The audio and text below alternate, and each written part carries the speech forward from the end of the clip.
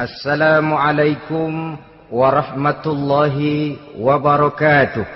Waalaikumsalam warahmatullahi wabarakatuh.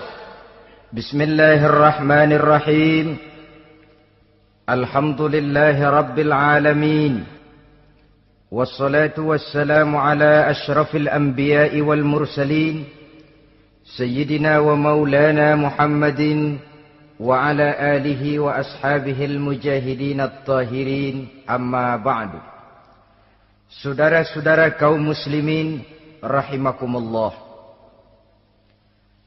Pada pertemuan kali ini kita akan membicarakan riwayat Nabi Adam alaihi salam.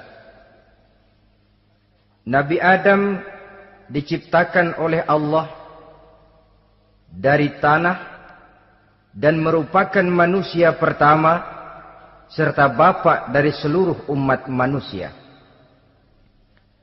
Pada saat Allah hendak menciptakan Nabi Adam, Allah berkata kepada malaikat, "Inni ja'ilun fil ardi khalifah."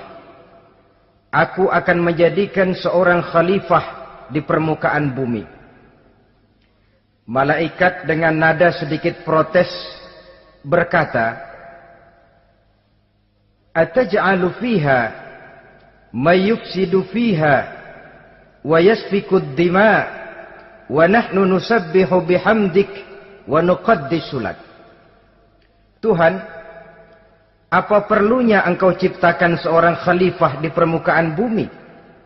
Kelak kalau mereka berkembang biak, kerjanya hanya akan melakukan kerusakan, menumpahkan darah, saling bermusuhan satu sama lain. Sedangkan kami, kata malaikat, sudah cukup bertasbih memuji kebesaranmu. Allah kemudian menjawab, "Inni a'lamu ma la ta'lamun." Aku lebih tahu tentang apa yang kalian semua tidak mengetahuinya. Setelah diciptakan Nabi Adam daripada tanah, ditiupkan roh, maka Allah kemudian mengajarkan kepada Nabi Adam berbagai macam ilmu pengetahuan. Wa 'allama Adam al-asma'a kullaha. Kemudian Allah mengajarkan Nabi Adam nama-nama segala sesuatu. Nama merupakan simbol daripada ilmu pengetahuan. Nabi Adam akan dijadikan khalifah di permukaan bumi.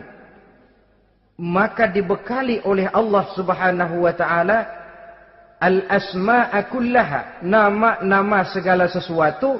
Yang dimaksud di sini ialah al-ulumal katsirah, ilmu pengetahuan yang banyak. Malaikat pada mulanya protes. Kami kan sudah cukup bertasbih Tuhan. Kami kan sudah cukup memujimu. Untuk apa lagi membuat manusia sebagai khalifah di permukaan bumi? Seolah-olah malaikat tidak setuju. Allah yang maha tahu rahasia segala sesuatu memberikan vonis, aku lebih tahu tentang apa yang kalian semua tidak tahu. Oleh karena Nabi Adam dipersiapkan untuk menjadi seorang khalifah di permukaan bumi, maka dibekali oleh Allah dengan ilmu pengetahuan. Begitu Nabi Adam dan begitu kita. Karena bukan cuma Nabi Adam, kita pun oleh Allah dijadikan sebagai khalifah-khalifah di permukaan bumi ini. Yang nilai kekhalifahan kita bergantung kepada kondisi kita masing-masing. Ada orang yang menjadi khalifah level internasional, menjadi pemimpin dunia Islam. Ada orang menjadi khalifah level nasional saja. Ada khalifah tingkat kota saja, ada khalifah tingkat kecamatan, ada khalifah tingkat RW, RT, sekurang-kurangnya khalifah untuk tingkat rumah tangga masing-masing. Nah, tanpa membekali diri dengan ilmu pengetahuan, jangan berharap kita akan bisa melaksanakan tugas sebagai khalifah di permukaan bumi ini. Apapun saja, Nabi mengajarkan man aradad dunya fa'alaihi bil ilmi wa man aradal akhirata fa'alaihi bil ilmi wa man aradahuma fa'alaihi bil ilmi. Siapa yang menginginkan dunia harus dengan ilmu. Yang menginginkan akhirat juga harus dengan ilmu. Yang menginginkan dunia akhirat juga harus dengan ilmunya. Tanpa dasar ilmu, maka manusia tidak akan bisa menjalankan tugas kekhalifahan. Setelah diajarkan Adam nama segala sesuatu, dikonfrontir, dihadapkan dengan malaikat. Hei malaikat, kalau tadi kamu bilang buat apa perlunya menciptakan khalifah? Nih bentuknya. Adam. Sekarang hei malaikat, coba kamu sebutkan nama segala sesuatu ini yang ada di sini ini. Malaikat berkata, Subhanaka la ilma lana illa ma 'allamtana. Ya Allah, kami tidak punya ilmu, kami tidak tahu semua itu kecuali apa yang telah Engkau ajarkan kepada kami. Kalau kamu tidak sanggup, Adam, sebutkan nama-nama semua itu. Adam menyebutkannya dengan lancar. Ketika itulah Allah memerintahkan malaikat untuk sujud kepada Nabi Adam alaihi salam. Sujud di sini bukan sujudul ibadah, sebab sujud ibadah kepada yang selain Allah haram. Tapi sujud di sini sujudut tawadhu' i'tirafan bifadli Adam.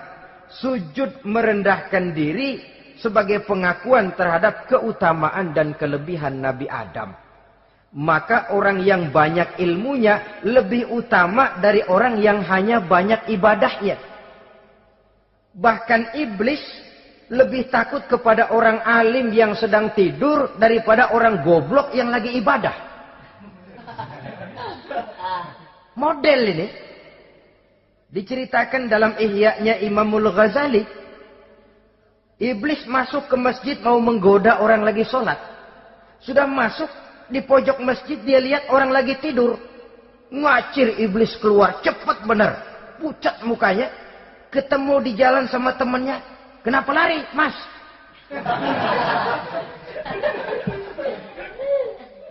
Kata temannya, saya mau goda orang sholat. Lalu tiba-tiba di pojok masjid saya lihat ada orang lagi tidur. Saya takut betul sama itu orang. Lari saya keluar. Loh, sama yang sembahyang sampean nggak takut, kok sama yang tidur takut bagaimana? Yang tidur itu orang alim. Yang lagi sembahyang itu orang goblok. Oh, godain orang goblok, saya colek juga dia lupa sembahyang. Tapi orang alim ini saya takut betul. Lah kalau diukur dengan malaikat waktu itu Nabi Adam, ibadahnya lebih banyak malaikat, jelas. Sudah bertasbih, sudah bertahmid malaikat. Nabi Adam baru diciptakan.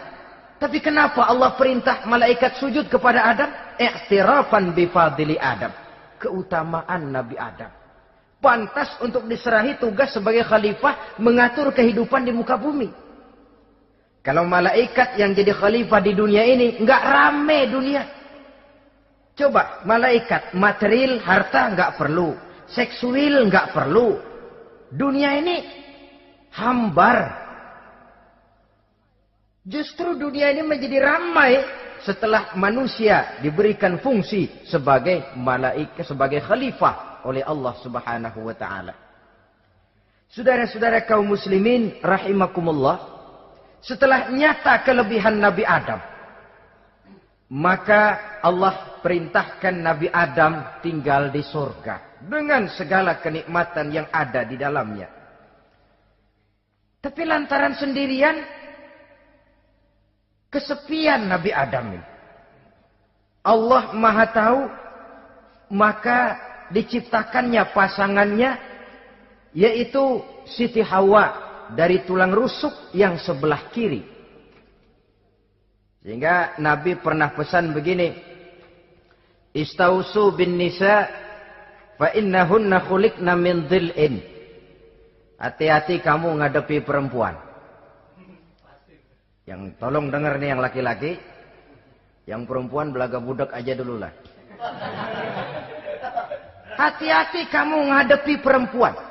Fa innahunna khuliqna min dhil'in, karena perempuan diciptakan dari tulang rusuk sebelah kiri. Apa watak tulang rusuk? Tulang rusuk itu kan bengkok. Perempuan tuh begitu. Didiemin aja, bengkok terus. Dikerasin, patah.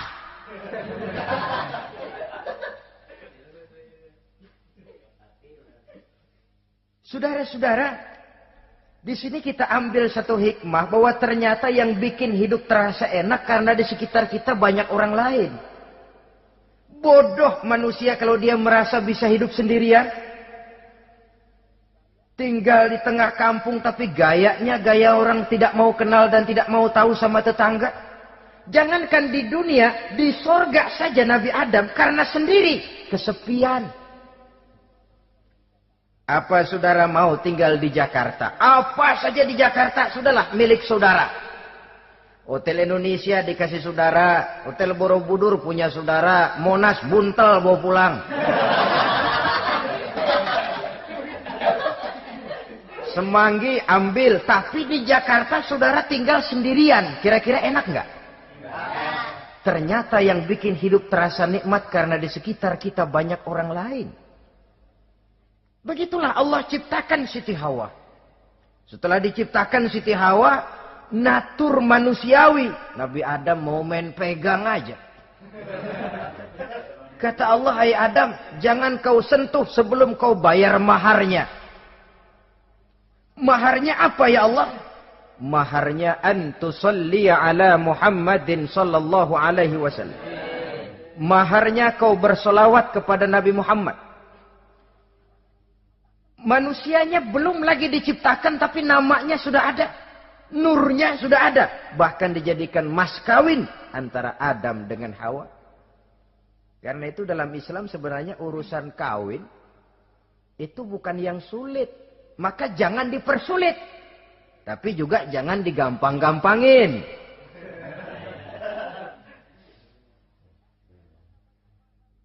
Artinya yang namanya mahar ini, walaupun cuma sebentuk cincin besi kalau orang sangat tidak mampu. Bahkan dengan mengajarkan Fatihah saja sah sudah. Saya terima nikahnya Fulanah binti Fulan, dengan mas kawinnya saya ajarkan dia surah Fatihah. Kalau memang kere betul, tidak punya apapun, sah sudah itu. Agama ini mudah, karena itu jangan dipersulit, tapi juga jangan digampang-gampangin. Setelah itu Allah memerintahkan, Ya Adam uskun anta wa zawjukal jannah. Hai Adam, kau dan istrimu tinggallah dalam surga. Wa kula minha ragadan haitsu syi'tuma. Segala makanan yang ada di dalamnya boleh kau makan. Pakaian yang aneka warna boleh kau pakai. Nikmati seluruh fasilitas yang ada di surga ini. Cuma atu aja Adam. Yang lain boleh dah. Mau ngapa pakai atu aja jangan. La taqraba hadhihi syajarah. Jangan kamu dekati pohon khuldi itu. Dekat saja jangan. Apalagi sampai metik. Jangan Adam. Saudara, ma'asyiral muslimin, itulah watak manusia. Kalau ada 10 persoalan, yang 9 boleh, yang 1 tidak boleh, yang tidak boleh yang bikin dia penasaran. Gua pengen tahu ngapa kagak boleh sih. Timbul penasaran. Apalagi iblis selalu berusaha. Sebab pada waktu malaikat disuruh sujud, semuanya sujud kepada Adam. Iblis tidak mau sujud. Tuhan tegur. Iblis, kenapa kamu tidak mau sujud? Mana mungkin Tuhan. Saya akan dibikin dari api, kata iblis. Adam dari tanah. Unsur api lebih mulia dari unsur tanah. Masa saya harus tunduk kepada Nabi Adam? Gengsi dong. Adam kan anak kemarin sore, baru dibikin. Masa saya harus tunduk kepada orang yang macam itu? Ini kan perintah aku iblis. Kalau kau tidak mau tunduk, keluar dari sorga ini. Terusir iblis dari sorga karena kesombongannya tidak mau sujud kepada Adam. Nah, logika, kalau udah di sorga aja sombong diusir, apalagi yang masih tinggal di pinggir kali sombong.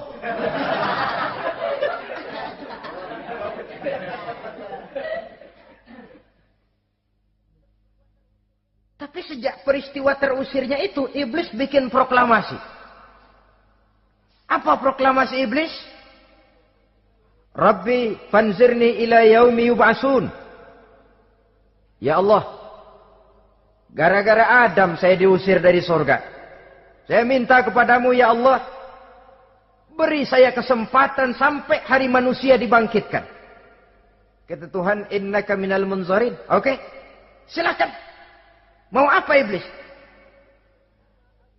Rabbi bima aghwaytani la uzayyinanna lahum fil ardi wa la ughwiyannahum ajma'in. Ya Tuhan, disebabkan engkau telah menyesatkan aku, akan aku hiasi mereka manusia dengan kejahatan yang ada di muka bumi ini, dan aku akan sesatkan mereka semua. Ini proklamasi iblis. Gara-gara Adam saya terusir dari surga, maka sejak saat ini Adam dan seluruh keturunannya musuh bebuyutan saya. Akan saya lakukan segala macam cara untuk menggelincirkan manusia agar mereka menjadi orang yang engkau murkai ya Allah. Kemudian Allah memberikan jawaban. Dialog ini saudara bisa lihat dalam surah Al-Hijr ayat 40, 41 sampai 44. Kata Allah apa? Inna ibadi laisa laka alaihim sultanun illa man ittaba'aka minal ghawin. Silahkan iblis. Yang lain barangkali bisa kau goda. Kecuali hamba-hambaku yang benar-benar hambaku, engkau tidak akan punya daya tipu mereka. Engkau tidak akan punya kemampuan menggelincirkan mereka. Kecuali kalau memang mereka sudah mau ikut pengaruhmu. Sepanjang mereka benar-benar menjadi hambaku, kata Allah. Hamba Allah yang sebenarnya, mereka di luar kekuasaanmu iblis. Tapi kalau mereka sudah turun menjadi hamba harta, hamba dunia, hamba pangkat, budak jabatan, mereka itu yang bisa kau gelincirkan. Selama mereka masih tetap sebagai hambaku, kata Allah, mereka di luar jangkauan kekuatan dan kekuasaanmu iblis.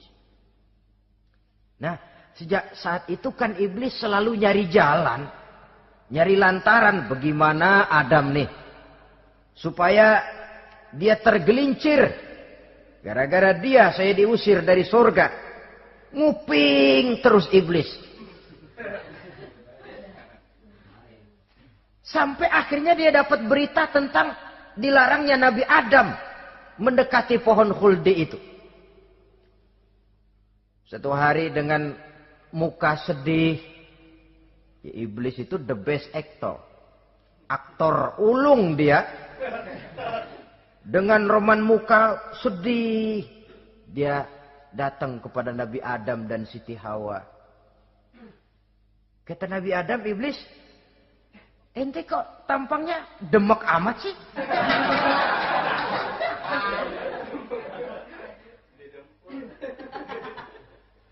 Kenapa begitu sedih? Adam, saya sebenarnya tidak ada yang bikin saya sedih. Cuma saya dapat berita bahwa engkau tidak akan selamanya di dalam surga ini. Wah Adam, kalau engkau bisa tetap tinggal di surga bersama istrimu, alangkah bahagianya saya, kata iblis. Tapi saya dapat kabar, ente nggak bakalan lama-lama di surga. Buktinya ente dilarang makan buah khuldi. Khuldun artinya kekal. Kalau kau makan buah itu, kau akan kekal di surga Adam. Tuhan nggak pengen, makanya dilarang. Wa qasamahuma inni lakuma laminan nasihin. Untuk memperkuat omongannya, sumpah si iblis. Bener Dam, saya sih ngomong cuma buat kepentingan ente. Saya sayang sama ente. Yang tahu cuma saya dah. Bicaranya seolah-olah untuk kepentingan Nabi Adam. Sebenarnya tujuannya tidak lebih menjerumuskan Nabi Adam. Begitu iblis zaman dulu, zaman Adam. Dan begitu iblis zaman sekarang.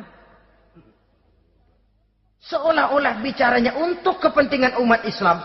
Tapi sebenarnya tujuannya ngelecehin. Memperdayakan umat Islam. Dia bilang kepada Adam, saya sih cuma ngasih saran Adam, kalau ente pengen selamanya di surga, petik aja tuh buah. Pokoknya beres dah. Itu si Tuhan ngelarang bohongin doang lo. Supaya kau dan istrimu tidak lama-lama di surga, maka dilarangnya kau memakan buah khuldi itu. Udah, embat aja.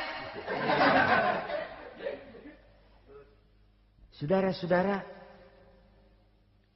tipu daya iblis ini bisa kita baca dalam surah Al-A'raf ayat 20 sampai ayat 22. Nabi Adam tergoda, ditambah oleh bujuk rayu Siti Hawa. Nabi Adam yang setengah hati itu akhirnya terpancing betul.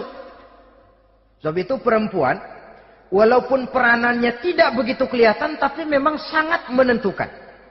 Tidak ada seorang suami bisa sukses jadi apapun dia tanpa peran serta istrinya. Karena itu sebagai muslim, kita punya teman hidup dan kita punya lawan hidup. Siapa teman hidup kita? Dalam arti sempit, teman hidup kita istri. Kalau dia istri tentu suami yang taat kepada Allah dan Rasulnya. Dalam arti luas, teman hidup kita ialah setiap muslim. Setiap orang yang pandangan hidupnya sama dengan kita. Itu teman hidup. Lalu lawan hidup kita siapa? Lawan hidup kita secara mutlak iblis dalam segala bentuknya. Iblis yang berbentuk halus, ini ngusirnya ada lebih gampang. Konon ya, iblis setan itu kalau dengar orang azan kan lari. Takut dia. Dibacakan bismillah, minggir. Yang sulit diusir ini iblis yang berbentuk manusia. Diazanin nyengir.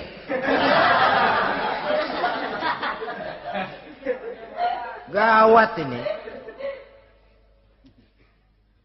Saudara-saudara, ini musuh dalam artian mutlak. Sedangkan musuh dalam artian ideologis, setiap orang yang pandangan hidupnya tidak sama dengan kita.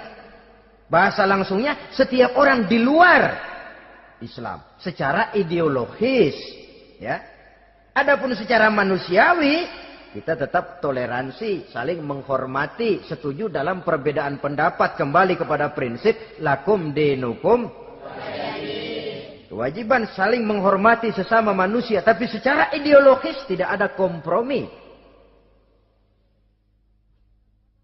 Begitulah Nabi Adam tergoda. Dan begitulah iblis selalu menggoda keturunan-keturunan Nabi Adam. Sampai kepada kita sekarang ini. Tiap kali kita hendak melakukan berbagai kebaikan, iblis ini mulai bisik kasa, kusuk, kesek. Saudara tadi dari rumah mau berangkat niat dengerin ceramah macam ini. Apa dikira iblis enggak? Wah, gatal iblis. Kata iblis, alah jangan bertingkah lah dengerin ceramah. Ceramah mah urusan 70 ke atas. Ente masih muda. Berjuang kita.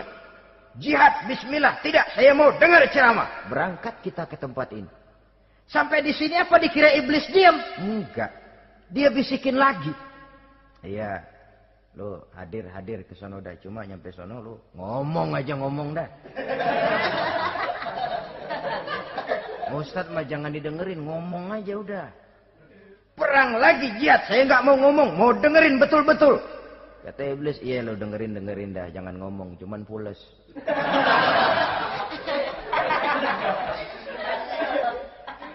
Segala macam cara dilakukan oleh iblis untuk menggelincirkan manusia. Ketika Nabi Adam mengambil buah khuldi itu, datanglah murka Allah. Adam, seolah-olah kalau bahasa kita, kelewatan kamu Adam. Dari belum ada, aku ciptakan kau. Barangkali kau merasa kesepian, aku ciptakan Hawa. Aku tinggikan derajatmu dari malaikat sampai malaikat sujud kepadamu. Aku perintahkan kau tinggal di surga dengan seluruh fasilitas yang ada di dalamnya. Cuma satu yang aku minta, jangan dekati pohon khuldi, engkau tidak sanggup Adam. Keluar dari surga ini. Terusir Nabi Adam dan Siti Hawa dari surga. Turun ke dunia ini. Turun terpisah lagi. Ya Allah. Orang itu kalau biasa susah, ketemu susah sih menglalap namanya. Makanannya. Tapi biasa seneng ketemu susah. Ini yang kalau tidak kuat mental. Tengoklah zaman sekarang kan nih. Kalau tuan-tuan rajin baca pos kota. Kayaknya nyawa murah bener. Pasal duit 100, nyawa hilang. Pasal diputusin pacar, begon ditenggak. Gantung diri pakai tali plastik. Murah betul kelihatannya jiwa itu. Sehingga pantas kalau Nabi pernah katakan irhamu salasatan minan nas, sayangilah 3 macam manusia. Pertama, azizan zalla, orang mulia yang jatuh hina. Pejabat tinggi kalau pensiun kesian bener. Ya Allah. Udah nggak ada yang ngasih hormat, tanda tangan nggak laku. Azizan zalla. Orang mulia yang jatuh hina. Yang kedua, ghaniyan qad iftaqara. Orang kaya jatuh miskin. Dari hidup serba ada jatuh melarat. Yang ketiga, faqihan yal'abu bihil juhal. Ahli fikih ngerti hukum tapi dipermainkan oleh orang-orang bodoh yang kebetulan punya kekuasaan. Kalau keluar fatwa sesuai dengan pesan sponsor. Yang halal bisa jadi haram, yang haram dibikin remeng-remeng. Ahli fikih dipermainkan oleh orang bodoh. Kasihan betul. Terpisah Adam dengan Hawa ini. Adapun Nabi Adam turun menyesal dengan seluruh kesalahannya. Sujud, taubat, menangis. Menurut riwayat 300 tahun beliau sujud. Seraya membaca Rabbana zalamna anfusana wa illam taghfir lana wa tarhamna lanakunanna minal khasirin. Ini doanya Nabi Adam. Ya Allah, kami telah zalim kepada diri kami sendiri. Andai kata engkau tidak kasihan, tidak memberikan ampun kepada dosa yang kami lakukan, sungguh kami termasuk ke dalam golongan orang-orang yang rugi. Ini yang dibaca Nabi Adam dalam taubatnya. Di akhir taubatnya, Nabi Adam munajat kepada Allah. Ya Allah, dengan kebesaran Muhammad, ampunilah dosa saya. Allah tegur, kaifa araftahu ya Adam walam akhluqhu.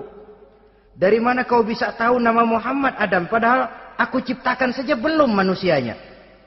Kata Nabi Adam, pertama, ketika engkau ciptakan saya, engkau tiupkan ruh ke dalam jasad saya, terbuka mata saya memandang ke bawah arasmu. Di sana nampak dengan jelas tertulis di kaki arasmu, La ilaha illallah Muhammadur Rasulullah. Taulah saya bahwa Muhammad ini orang yang paling dekat dengan engkau ya Allah. Sampai namanya bergandengan dengan namamu di kaki arasmu. Yang kedua, ketika saya hendak menyentuh Hawa, kau juga yang mengatakan jangan kau bayar maharnya sebelum kau bersolawat kepada beliau. Saudara hadirin yang saya hormati, Nabi Adam diterima taubatnya oleh Allah. Kemudian dipertemukan kembali dengan Siti Hawa setelah sekian lama berpisah. Pertemuan itu terjadi di satu dataran luas, di satu padang yang luas, yang sampai sekarang dinamakan dengan Padang Arafat. Tempat para ibadah haji melakukan wukuf, yaitu puncak pelaksanaan ibadah haji. Dan pertemuan itu sendiri terjadi di atas sebuah bukit kecil yang diabadikan dengan nama Jabal Rahmah di kawasan Arafat itu. Di atas Jabal Rahmah itu ada satu monumen kecil untuk mengabadikan pertemuan Nabi Adam dengan Siti Hawa. Lalu tinggallah keduanya di permukaan bumi ini. Oleh Allah diberikan karunia keturunan yang banyak. Dan tiap kali lahir kembar. Kembarnya laki perempuan, laki perempuan, laki perempuan. Dari sinilah berkembang biak manusia. Di mana di zaman Nabi Adam perkawinannya silang. Karena tentu tidak ada manusia lain. Perkawinan silang itu artinya, kalau si A dan B, A ini laki, B perempuan, kemudian lahir kembar kedua antara C dengan D, maka begitulah yang A dikawinkan dengan D, yang C dikawinkan dengan B. Perkawinan silang. Tidak boleh perkawinan yang kembar sama waktu dilahirkan. Nah, di antara putra-putra Nabi Adam yang kemudian juga membuat sejarah, yaitu Habil dan Qabil. Habil, saudara kembarnya namanya Labuda, perempuan. Qabil, saudara perempuannya Iklimah. Menurut hukum perkawinan waktu itu harus silang. Habil harus kawin dengan Iklimah dan Qabil harus kawin dengan Labuda. Tapi Qabil protes. Dia kepengen kawin dengan saudara kembarnya sendiri. Dalam arti yang sama-sama dilahirkan dengan dia, yaitu Iklimah. Kenapa? Karena kebetulan rupa Iklimah ini lebih cantik daripada Labuda. Protes kepada ayahandanya Nabi Adam. Apa? Saya tidak terima, saya harus kawin dengan Iklimah. Tidak, Qabil, kamu harus kawin dengan Labuda. Enggak mau. Kenapa dengan Labuda? Kurang kece.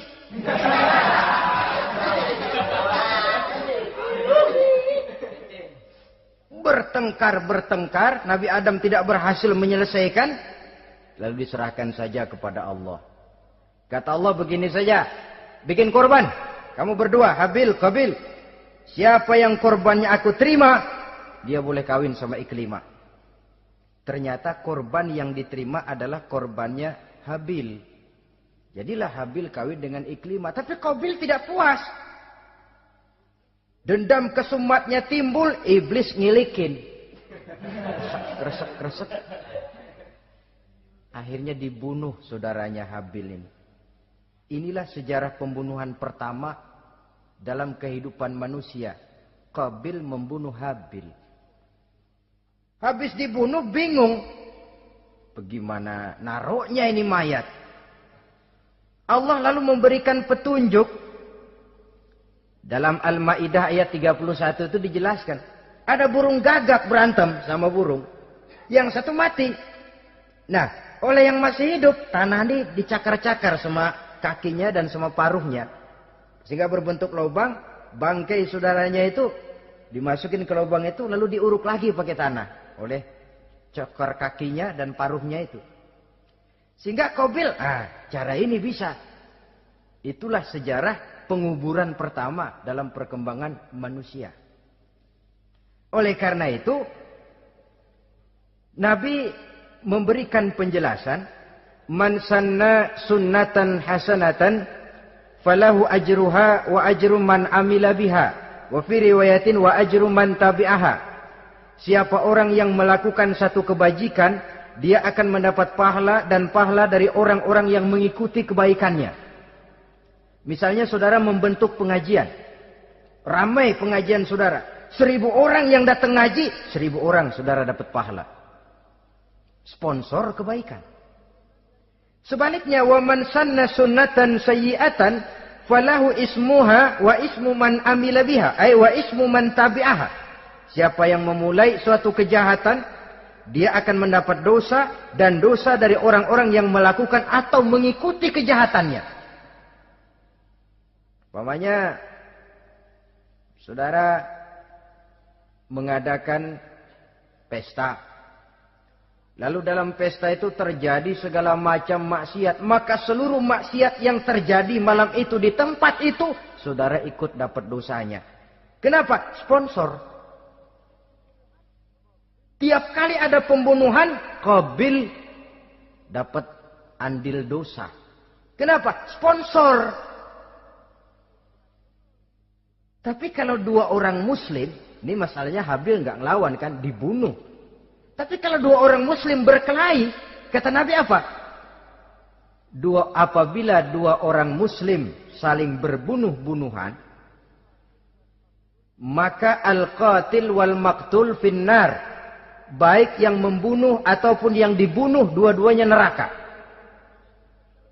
Sahabat heran, ya Rasul, kalau yang ngebunuh masuk neraka pantas, tapi ini yang dibunuh kenapa neraka juga?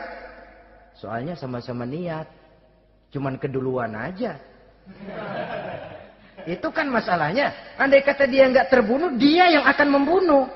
Niat itu sudah ada. Nah kalau Habil ini dia tidak punya niat membunuh, dia memang dibunuh oleh Qabil. Saudara-saudara kaum muslimin rahimakumullah. Lalu dari situlah berkembang biak keturunan Nabi Adam alaihi salam. Sehingga dengan demikian bisa kita katakan sebagai satu konklusi. Pertama, bahwa manusia adalah makhluk Allah yang menempati kedudukan tertinggi. Dan berasal dari Nabi Adam sebagai manusia pertama. Dengan malaikat sekalipun, manusia sebenarnya lebih tinggi. Kapan? Kalau dia tetap benar-benar sebagai hamba Allah. Yang membekali diri dengan ilmu pengetahuan. Laqad khalaqnal insana fi ahsani taqwim. Kami ciptakan manusia dalam bentuk yang paling baik. Dan ketinggian manusia itu tidak ditentukan oleh bahan-bahan dari mana manusia diciptakan. Tapi ditentukan oleh adanya roh yang ditiupkan ke dalam jasadnya. Dan kemampuan yang ditimbulkan oleh nilai-nilai rohaniah tadi. Kalau secara biologis kita ini semua bahannya sama. Dari saripati maak tanah yang menghasilkan buah yang dimakan oleh mak bapak kita. Membentuk hormon, menghasilkan sperma. Terjadi kerjasama yang baik antara ibu dan bapak. Sehingga kemudian melahirkan kita ke alam dunia ini. Secara biologis bahan kita sama. Dan tidak itu yang menentukan ketinggian manusia. Walaupun keturunan juga mempengaruhi. Sebab sekarang ada istilah ramai orang bicara bayi tabung. Dan majelis ulama sudah memberikan fatwa kalau spermanya itu berasal dari sang bapak. Tidak jadi masalah. Tapi kalau dari orang lain haram. Yang lebih celaka lagi di negara maju. Tidak lewat proses alam rahim. Jadi dalam satu tabung yang diberikan suhu yang mirip dalam kandungan. Di situ dipertemukan antara sperma, air mani laki-laki dengan ovum, air mani perempuan. Diberikan suhu yang mirip dalam kandungan. Dan itu diharapkan bisa menghasilkan manusia. Lewat tabung kaca itu. Saya tidak sanggup bayangkan kalau sekarang orang tanya asal-usul kita, kan kita masih enak jawab. Kamu anak siapa? Oh, bapak saya Fulan, ibu saya Fulana. Oh, kenal saya. Tapi manusia yang akan datang kalau proyek ini berhasil. Bapakmu siapa? Enggak tahu, saya dulu keluar dari tabung, Pak. Rendah betul martabat manusia. Sama saja dengan ada perempuan pernah protes. Pak, Islam itu enggak adil katanya. Kenapa? Masa dalam Islam laki-laki boleh kawin lebih dari satu. Tapi perempuan enggak boleh kawin lebih dari satu. Supaya sama-sama adil boleh dong perempuan punya laki lebih dari satu. Saya bilang justru disitulah Islam itu hendak menjaga martabat manusia. Kalau seorang suami punya istri empat-empatnya lalu hamil, bapaknya jelas. Tapi kalau perempuan satu punya suami 4, lalu hamil, bapaknya yang mana ya?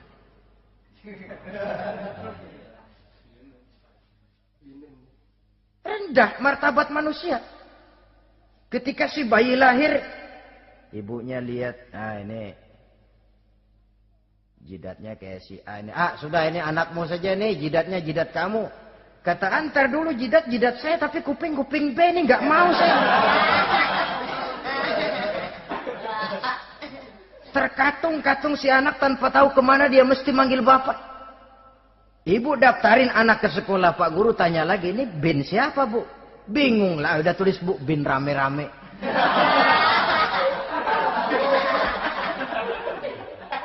Kan rusak martabat manusia kalau sudah begitu.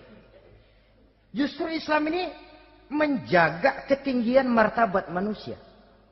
Jadi manusia itu fi ahsani takwim. Kapan? Kalau dia bisa menjaga kehambaannya di hadapan Allah dengan melaksanakan fungsi sebagai khalifah di permukaan bumi. Tapi bila dia sudah tidak lagi menjadi hamba Allah, tidak lagi berfungsi sebagai khalifah, dia sudah masuk summa radadnahu asfala safilin. Kami kembalikan ke tempat yang paling rendah, lebih rendah dari binatang sekalipun. Kalau dia tetap menjaga posisinya lebih tinggi dari malaikat. Malaikat saja sujud kepada Nabi Adam. Apalagi kepada makhluk-makhluk yang lain manusia ini. Tapi kalau dia tidak pandai, lebih rendah daripada binatang. Inilah uniknya makhluk bernama manusia. Dengan posisinya dia bisa menjadi lebih tinggi dari malaikat. Tapi juga dia bisa meluncur lebih rendah daripada binatang. Untuk menjaga itulah diperlukan agama dalam kehidupan kita sekarang ini.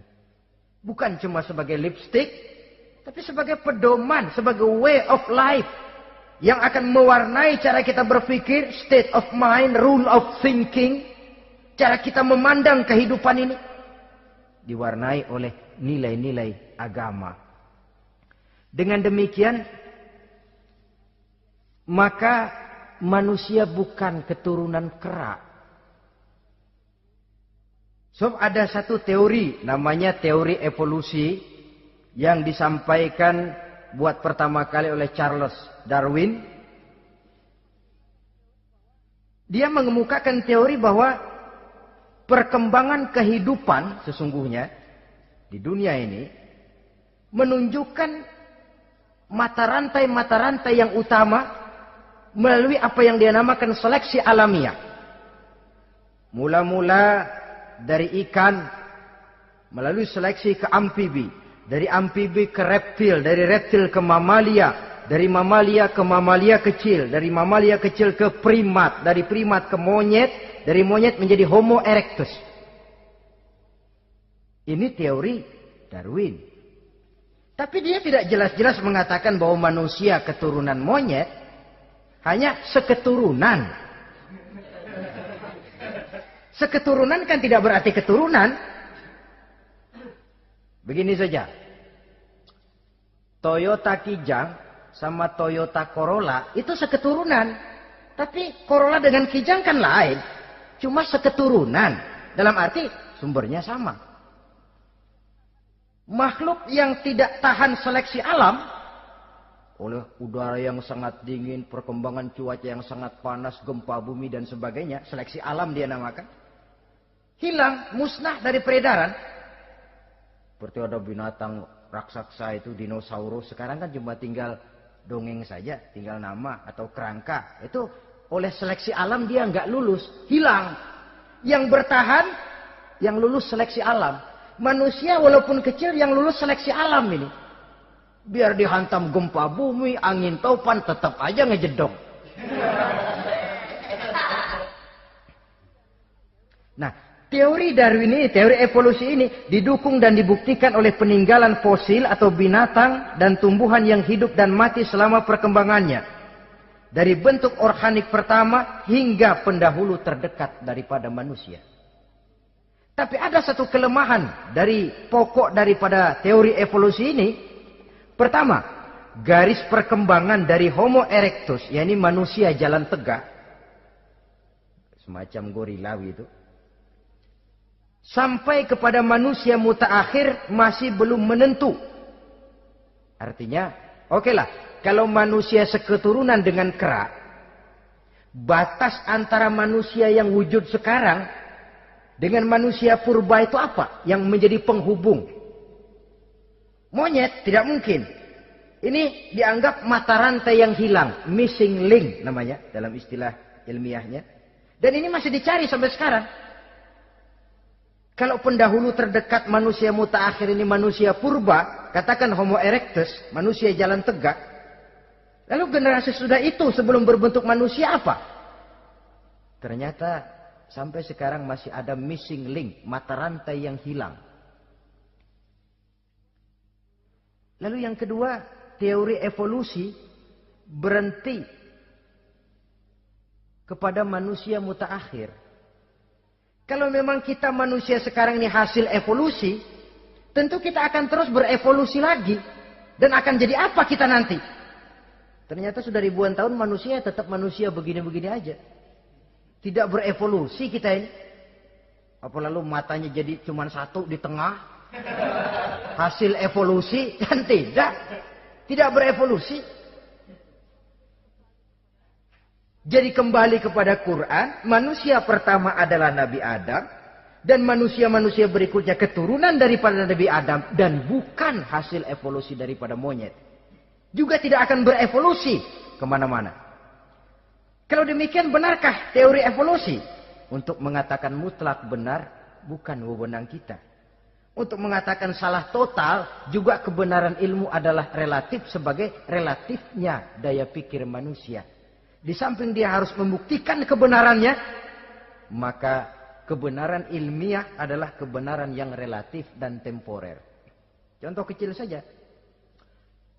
Dulu orang berteori bahwa bagian yang terkecil dari suatu benda namanya molekul, kan begitu? Molekul ini nggak bisa dibagi-bagi. Bagian yang paling kecil dari suatu benda namanya molekul. Ilmu terus berkembang. Ternyata molekul sebenarnya terdiri daripada atom. Atom itulah bagian terkecil dari satu benda yang nggak bisa dibagi-bagi lagi. Nah, berubah sudah teori pertama. Tidak jadi molekul sekarang, atom. Belakangan rupanya atom masih tersusun dari partikel-partikel. Partikel inilah bagian yang terkecil dari satu benda. Berubah lagi sudah. Dan tidak mustahil akan ada penemuan bahwa partikel pun masih bisa dibagi-bagi lagi. Begitu juga dengan teori evolusi ini. Sehingga beberapa ahli semacam Dr. Charles Oxnard, Dr. Jane Paul Hallett dari Chicago dan California, mereka sudah membantah teori evolusi ini. Namun masalah paling pokok dari kita ialah kita diciptakan oleh Allah berasal dari Nabi Adam alaihi salam. Nabi Adam diciptakan dari tanah.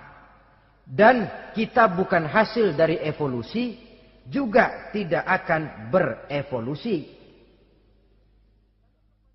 Nah, lalu kepada makhluk bernama manusia diberikan fungsi sebagai khalifah di permukaan bumi ini.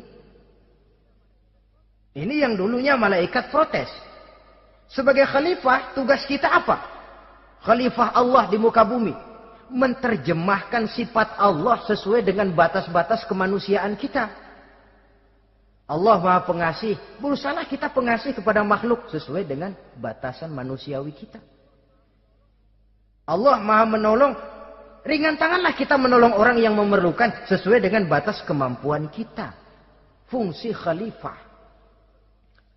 Untuk bisa berfungsi sebagai khalifah secara baik, kita harus mempunyai modal yang dinamakan ilmu pengetahuan. Dan Islam sangat menggalakkan itu. Jauh dulu 14 abad yang lalu, dari desa kecil yang bernama Mekah yang peta belum muat, orang di dunia belum kenal, sudah keluar seruan utlubil ilma walau bisin, tuntutlah ilmu walaupun di negeri Cina. Ngomong Cina di Mekah. Padahal Mekah waktu itu belum masuk peta, belum dikenal orang.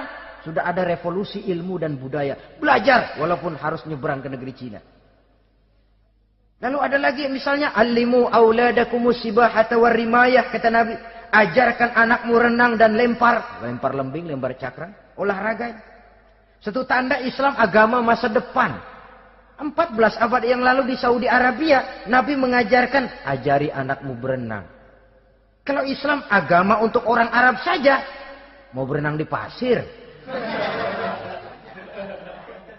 Tapi wawasan pandangannya luas. Bahwa Arab sebagian besar memang Islam, betul. Tapi Islam bukannya Arab, itu juga jelas. Sepanjang kita masih menjadi khalifah Allah, maka sepanjang itu kita fi ahsani taqwim. Nah, sebagai khalifah Allah kita bertugas membudidayakan alam ini. Kita kadang-kadang terlalu. Ada ayat, wa ma min dabatin fil ardi illa 'alallahi rizquha. Semua yang melata di muka bumi dijamin rezekinya oleh Allah. Ayat itu betul. hak karena datang dari Allah. Bahwa rezeki disediakan di muka bumi, memang. Tapi rezeki itu tidak turun begitu saja laksana jatuhnya embun di waktu pagi. Kita harus berusaha. Dan usaha manusia mencari rezeki lain dengan ayam. Kalau ayam dari tahun atu. Jadi rezekinya tuh modalnya cuma ceker patok. Coba. Dari tahun 1 ayam, asal punya ceker, punya patok, sudah dapat rezeki dia. Nggak perlu masuk TK, SD, SMP. Tapi manusia cari rezeki, apalagi zaman sekarang.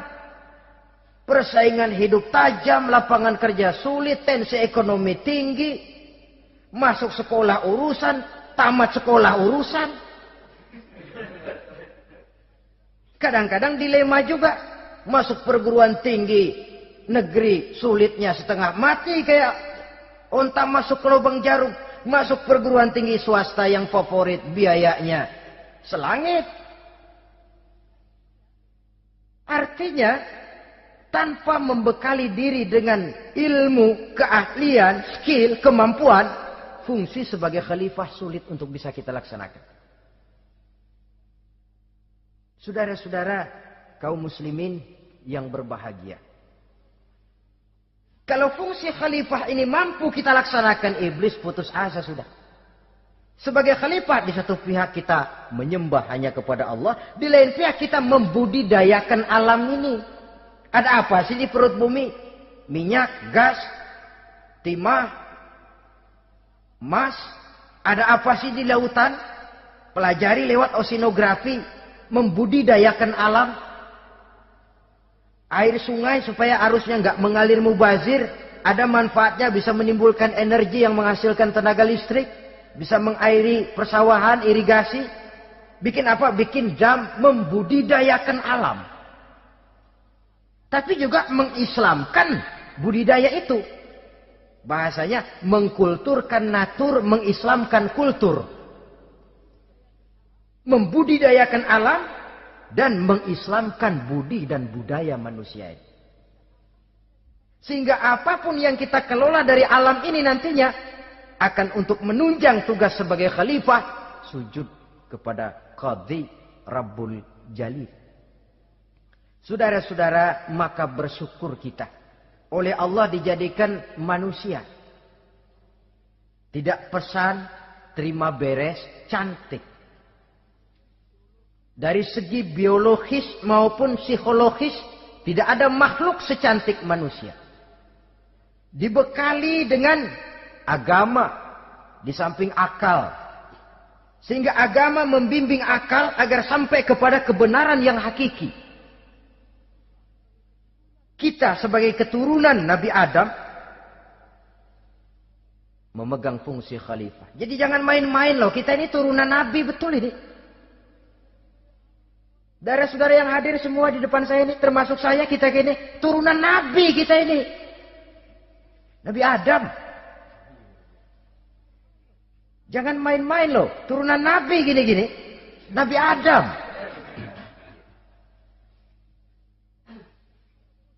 Sayang kalau posisi yang tinggi kita tidak melaksanakan fungsi yang tinggi. Sayang betul. Sebab itu manusia harus adil kepada dirinya. Dalam arti menjaga diri dari sesuatu yang bisa menghancurkan ketinggiannya dalam pandangan Allah.